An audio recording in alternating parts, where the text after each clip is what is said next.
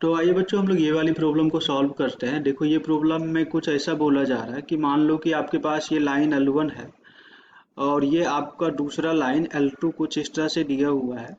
और यहाँ पे ऐसा बोला गया है कि ये जो हमारा लाइन L1 है ना, समझो कि इसको अपन L1 नाम देते हैं। तो इसका जो इक्वेशंस है ना, ये कुछ ऐसा दिया हुआ है 2y minus x is equal to 0। और ये आपकी दूसरी लाइन L2 है जिसके इक्वेशंस अपने को नहीं पता है, तो इसका इक्वेशंस मान लेते हैं y minus m x is equal to 0।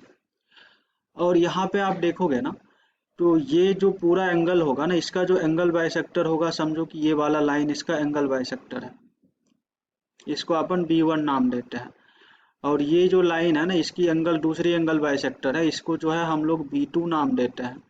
तो B1 B2 बोले तो combined equation of angle bisector जो दिया हुआ है ना, ये प्रॉब्लम में ऑलरेडी दिया हुआ है। ये चीज कुछ ऐसा है, मतलब 12x² minus 7xy minus 12y² को आप combined equation of angle bisector बोल सकते हो, क्योंकि प्रॉब्लम में ऐसा दिया हुआ है। तो यहाँ से अपने से क्या पूछा गया है ना, कि ये जो लाइन L2 है ना, इसका इक्वेशन क्या होगा। तो देखो बच्चों, इस चीज़ को हम बहुत ही आसानी से बता सकते हैं, लेकिन अगर आप ऐसा सोच पा रहे हो ना कि ये जो लाइन L1 और L2 है, तो बेसिकली इसमें अपने को L2 का इक्वेशन चाहिए। तो यहाँ पे क्या दिया हुआ है ना, ये जो बाइसेक्टर का इक्वेशन दिया हुआ है, तो आप लोग अगर ऐसा सोच रहे हो कि इस बाइसेक्टर को, मतलब इस पूरे इक्वेशन को अगर फैक्टराइज किया जाए तो ये चीज़ और ये चीज़ मिल जाएगा, और इसकी एंगल बाइसेक्टर निकाल लोगे तो आप सही सोच पा रहे हो, तो ये चीज़ उससे आपको मिल जाएगा। बट यहाँ पे जो है ना, आपको ये डिसाइड करने में थोड़ा टाइम लग जाएगा कि ये जो होगा, ये L2 वाला होगा या फिर L1 वाला बाइसेक्टर होगा, क्योंकि ये सोचना थोड़ा मुश्किल है। तो ऐसा नहीं कि आप सोच नहीं सकते, आप सोच सकते हो, बट आपको इसमें ज़्यादा टाइम लगेगा। तो इसलिए मैं यहाँ पे क्या सजेस्ट करूँगा ना, कि देखो ये लाइन L1 दिया है, ये L2 दिया हुआ है, तो इसकी कंबाइंड इक्वेशन लिख लो L1 मल्टीप्लाइड बाय L2। तो ये चीज़ जब आप करोगे ना, तो यहाँ से आपको कुछ ऐसा मिलने वाला है। देखो ये चीज़ क्या होगा, 2y² माइनस ऑफ 2m+1, और यहाँ पे जो होगा ये xy हो जाएगा, और यहाँ पे जो मिलने वाला है ये प्लस mx² हो जाएगा, इज इक्वल टू 0।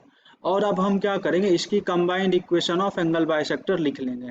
हमें पता है एंगल बाइसेक्टर का कंबाइंड इक्वेशन जो होता है ना, इस लाइंस के लिए क्या होता है, इस लाइंस के लिए जो combined equation of angle bisector होता है वो कुछ ऐसा होता है, x² minus y² divide by a minus b is equal to xy/h। तो यहाँ पे अपन क्या सोचेंगे, ये जो सेकेंड डिग्री का होमोजेनियस लाइंस है ना, इसका मैं एंगल बाइसेक्टर लिखूंगा, तो ये चीज कुछ ऐसा आ जाएगा, x² minus y² divide by ए की बात करें तो ए की जगह पे 2 है और बी की जगह पे m है, तो ये चीज तुम्हारा 2 माइनस m हो जाएगा। और यहाँ पे ये चीज क्या आ जाएगा, xy डिवाइड बाई h।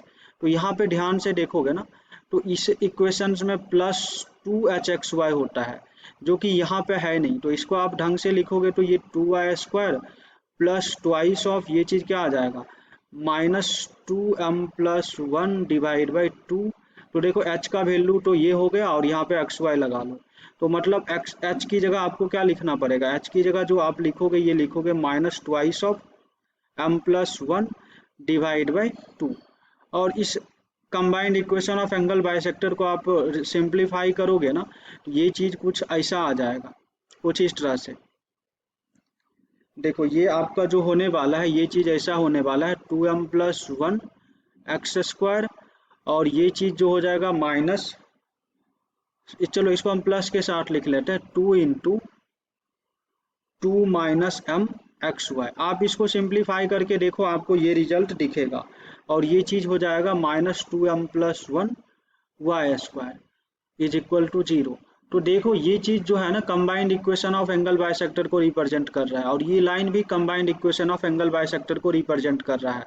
तो अगर हम लोग इस लाइन और इस लाइंस की कोफिशिएंट को कंपेयर करें, तो हमें कुछ ऐसा मिल जाएगा ना, 2m+1 divide by 12 is equal to 2 into 2 minus m divide by -7। देखो मैं कंपेयर क्यों कर रहा हूँ, क्योंकि ये वाला पेयर ऑफ स्ट्रेट लाइन और ये वाला pair of straight line same pair of straight lines को रिप्रेजेंट कर रहा है, मतलब कि कोइंसिडेंट है।